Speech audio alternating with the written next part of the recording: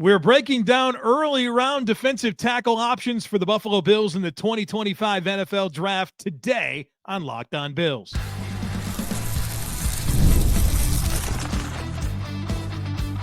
You are Locked On Bills, your daily Buffalo Bills podcast.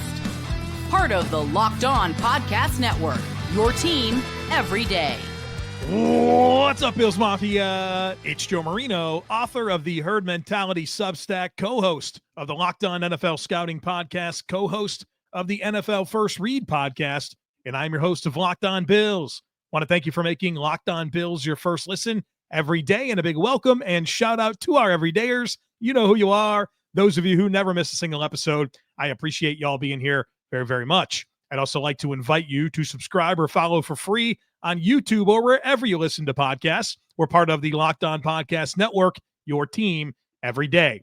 Today's episode is brought to you by Game Time. Download the Game Time app, create an account, and use code LOCKEDONNFL for $20 off your first purchase. Well, folks, welcome in.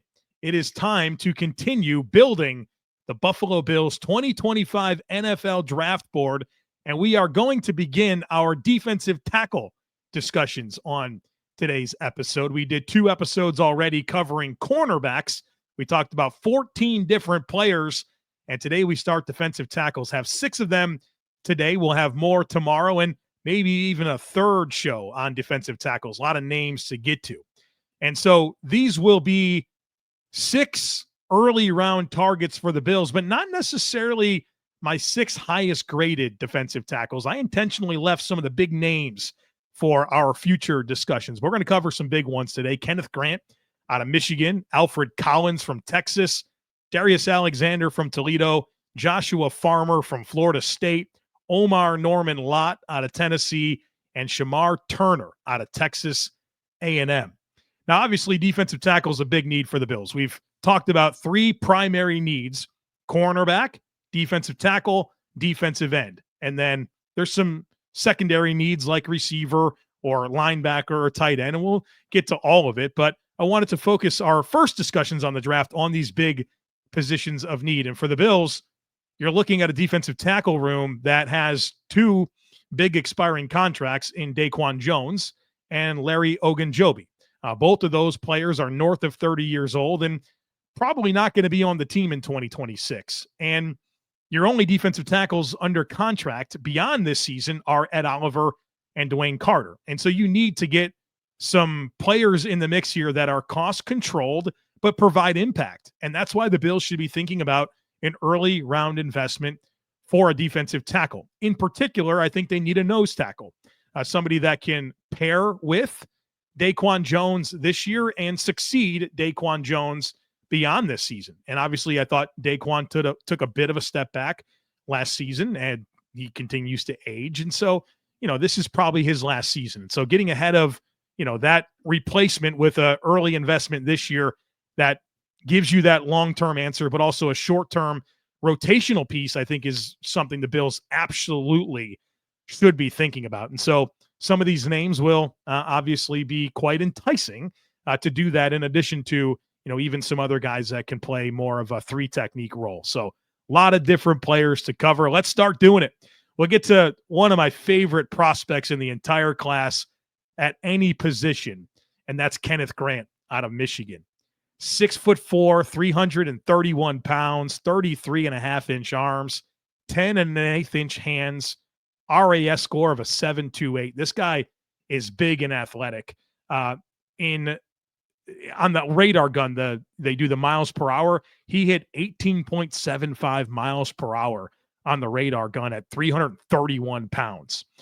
He bench pressed a 115-pound dumbbell 34 times with his right arm and 27 times with his left arm.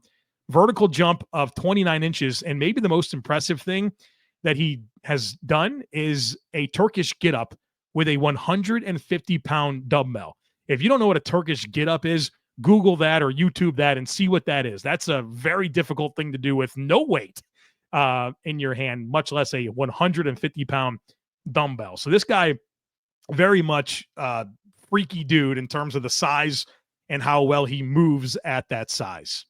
Production-wise, he's played 1,054 snaps in 3 seasons at Michigan, 12 tackles for loss, 6.5 sacks over his last 2 years. And in 2024, he had a pass rush win rate of 9.4%. He's 21 years old. He turns 22 in October. And little note here is he threw the shot put in high school. So like we've done with the corners and we will do for all players that we discuss, we want to answer 2 questions. Number one is, why should the Bills consider drafting this player?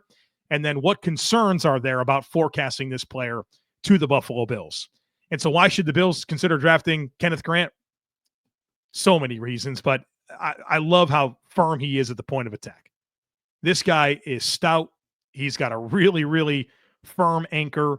He can reset the line of scrimmage. He can play on the other side of the line of scrimmage, and he's got really terrific lateral range. You talk about nose tackles, 330 pounds. You know, usually these guys are phone booth guys, right?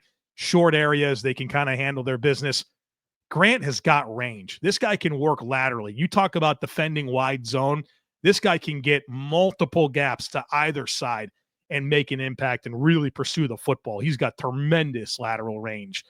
And he's gonna certainly own his space, right, in a traditional sense of, taking on a block and not getting displaced or moved off the ball. But it's what he can do laterally in addition to that I love about his overall run defense.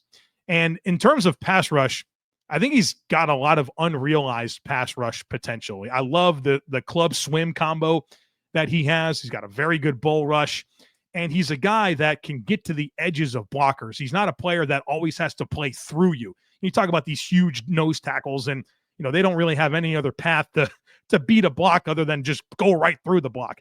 This guy can certainly do that, but he can also get to the edges and soften those edges. He can carry speed through a steep angle and turn. And, I think he does have passing down upside for a nose tackle. And also I love this, he's very good at getting his hands up into throwing lanes. If you're not able to get home, get your hands up and affect the throwing window. And he does that at an extremely high level. And I like how he can just get off blocks in general. The overall physical package is exciting, and it also leads to block deconstruction. He's got plenty of pop in his hands, plenty of ability to get to the edges of blocks and not only go through contact, but play around contact. So very complete point of attack player in my mind is what you're getting in Kenneth Grant. So what concerns are there about forecasting Grant to the Bills?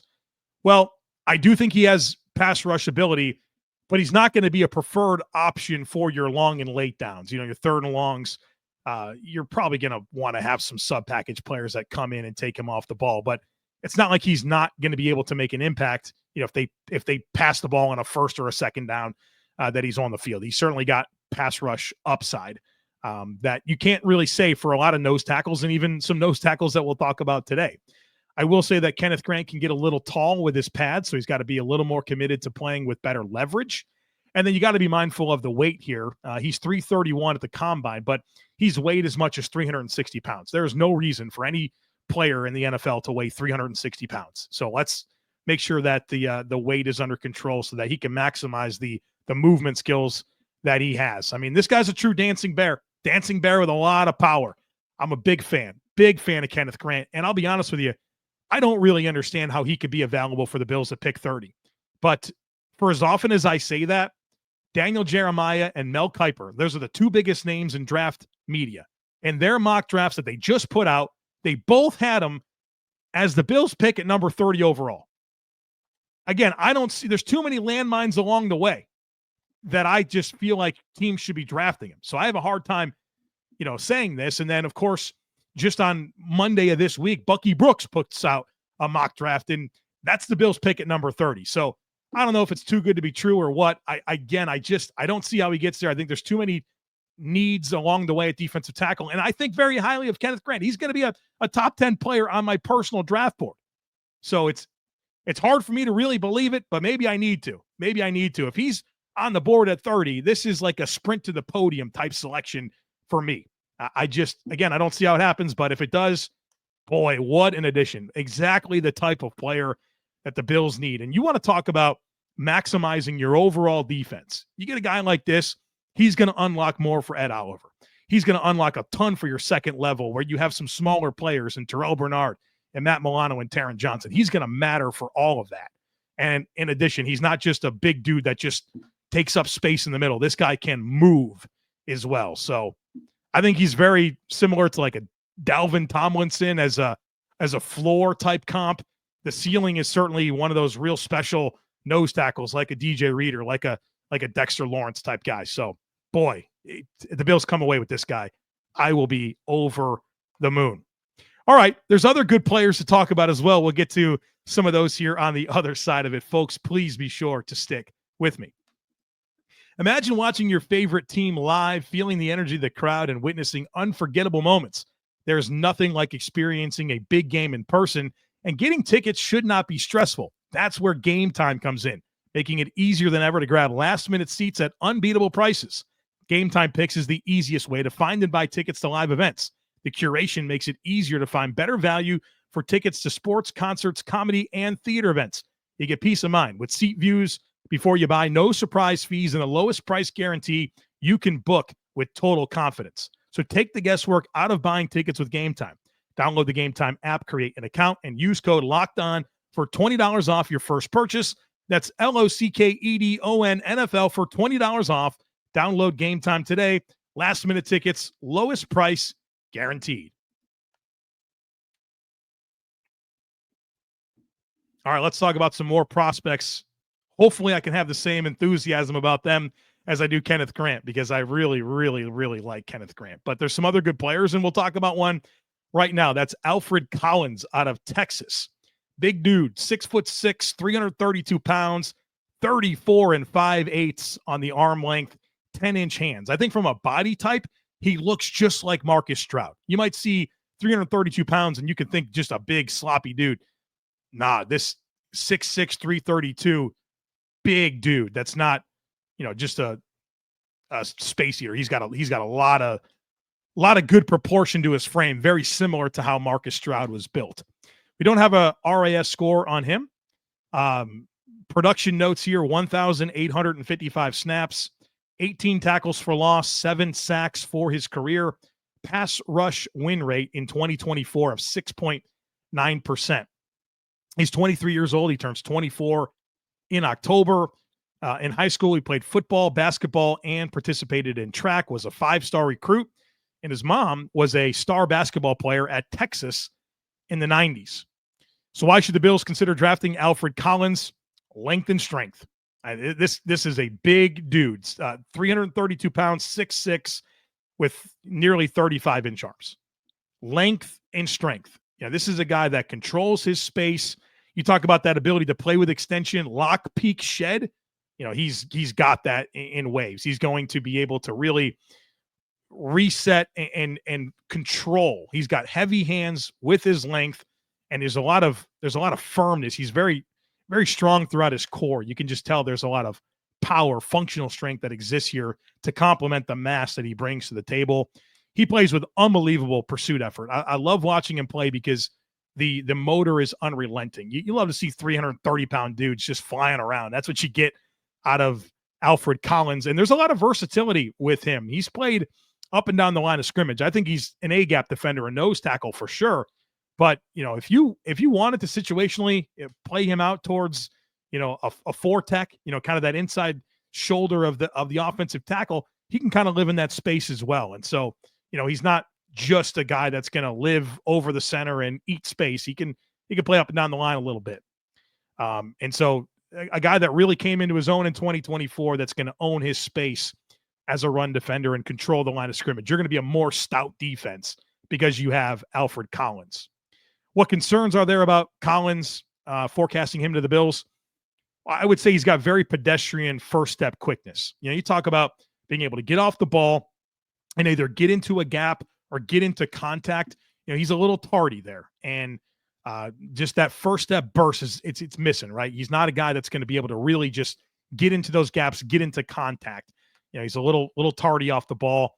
High hipped, right? He's tall. He's 6'6", so he's got high hips and he can get tall throughout snaps. And as that happens, as you lose leverage, it's harder for you to sustain your win of the block. So he's got to be careful to keep those hips low.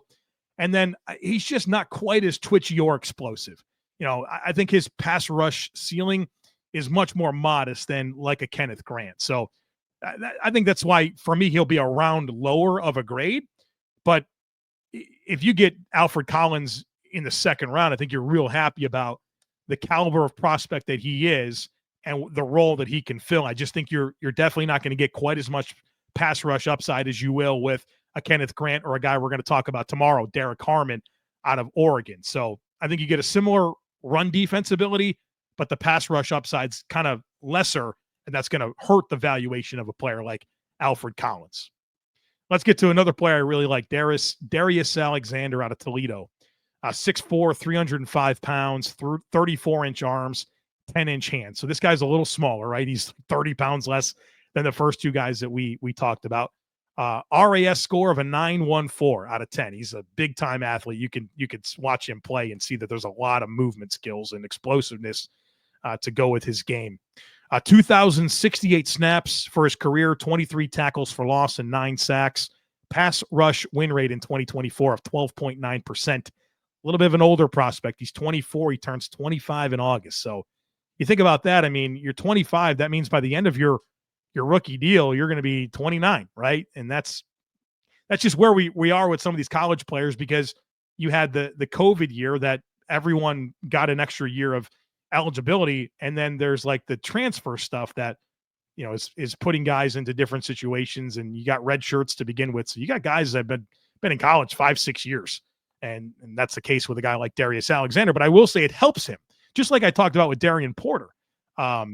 If these guys didn't have the 2024 season, they're much later picks, if picks at all. So I think you get some older guys coming into the league, but at the same time, they benefited greatly from that extra year in college. So why should the Bills consider drafting Darius Alexander? Boy, there's so much I like. The functional strength is terrific. He's got obvious core strength, obvious power in his lower half. He doesn't get really moved. He's 305 pounds. He's not 330 pounds, but he's got a ton of functional strength that shows up in a lot of different ways. When he bull rushes, he can really walk back those offensive linemen. He can reset the line of scrimmage. He can play through contact. I mean, in tight quarters, this dude can really just yank and shuck guys off him and make plays. He's got that type of dominant ability in short areas with his strength, because he's a powerful dude, really from head to toe. He's got really good length. Like I talked about, 34-inch arms, and he maximizes that with hand power, right? So length is important. You want to be able to play with extension, but when you can get that pop in your hands to be able to really get that knockback ability and then also play with extension, boy, you're tough to deal with. And he's got that beautiful combination of length and strength and hand power. Versatile guy. I think he can play in the A gaps. He'd be a smaller nose tackle, but I think he can live in that world. I think he can play out to the edges as well, kind of out towards that inside shoulder of the offensive tackle. He's got legit pass rush ability. There are moves. His hands are busy. This entire profile with the athleticism, the length, the hand power, the busy hands, it's nice. It leads to a lot of upside for what you think this guy can do in the NFL in terms of being a playmaking defensive tackle. So lot to love about Darius Alexander. A couple of concerns here. Quickness off the snap. It's not that he can't move fast. He's just a little tardy, right? Like the timing of the snap for him is something I'd like to see him get better with, is maximize this athleticism that you have by anticipating snaps and getting off the football. If you watch Toledo, you'll see he's just get off the ball, man. Get off the ball a little faster. You can move fast. Now anticipate that snap and get going. I'll say leverage consistency for him. Another thing to be mindful of. You can kind of tell he was the guy, right, for this defense. And sometimes you saw like maybe a tendency to peek around and maybe try to look over blocks, and he gets a little bit tall, and that's going to rob you of your ability to really control that rep. So keep the pads down, get off the ball. And then, like I said, he turns 25 in August. You wish he was 22, right? But he's not. And so that's something to be mindful of. But I do think he comes into the league pretty polished. So Darius Alexander, definitely a guy I value in the late first, early second round type range. And so there are scenarios where I think this would be a good first round pick for the Bills at number 30 overall. All right, let's get to Joshua Farmer, Omar Norman-Lott out of Tennessee, and Shamar Turner. We'll talk about those three players on the other side of it. It sounds like the Bills have a lot of interest in Farmer. We'll break him down next. Be sure to stick with me.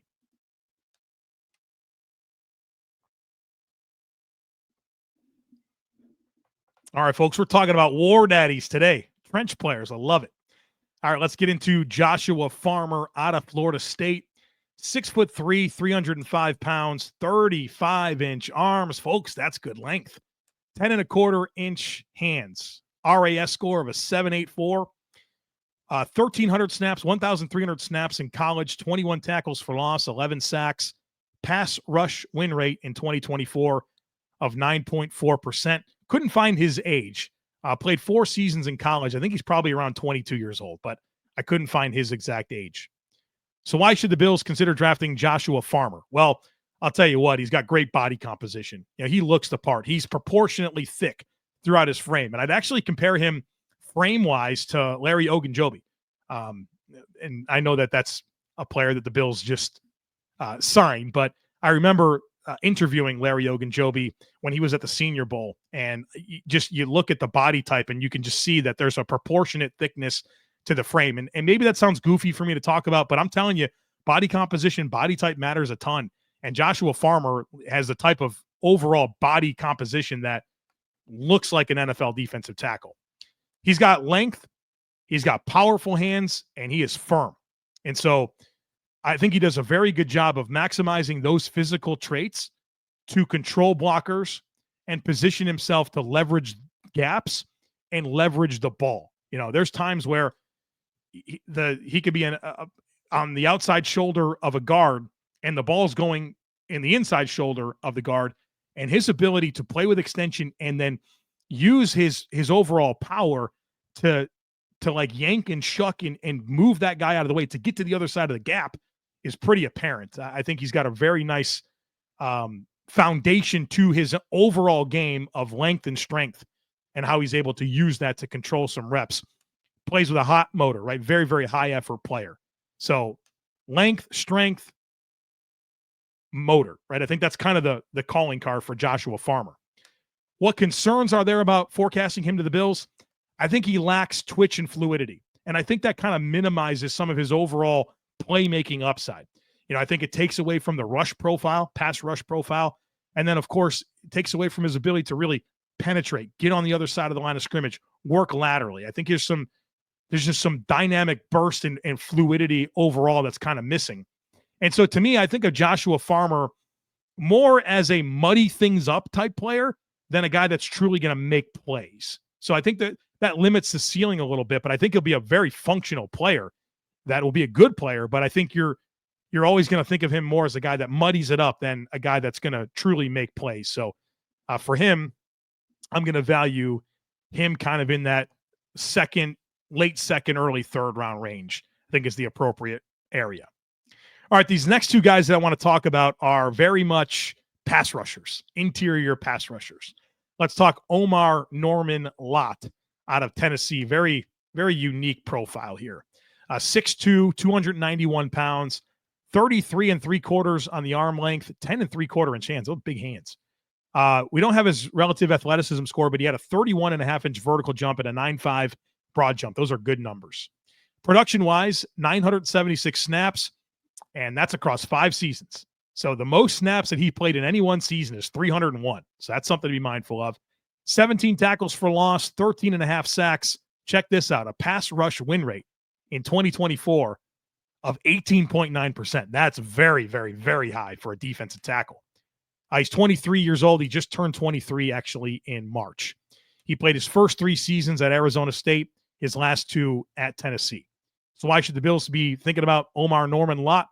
Quick, explosive, loose, flexible, right? I mean, he is the type of dude that plays with a ton of urgency, and he plays with that urgency, with quickness, explosiveness, twitch, fluidity. And he's got that type of stuff, right? That type of makeup that leads to a ton of pass rush ability, right? Pass rush upside is the total name of the game here with Omar Norman-Lott. And so he's got busy hands, a lot of different moves and counters, And I think for a smaller defensive tackle, right, he's 290 pounds. He does a good job of protecting himself with his length, but also using his length and all those dynamic athleticism things that I just talked about to really soften angles and really stress the lateral movement skills of these interior offensive linemen that are trying to stay in front of them, keep them off their quarterback. So that's all exciting. And plus, he's very good at converting speed to power. So all that twitch and burst and explosiveness, he's able to turn that into power to help create some push, right? And really compromise the anchor of the defensive or the offensive lineman, in addition to their movement skills laterally.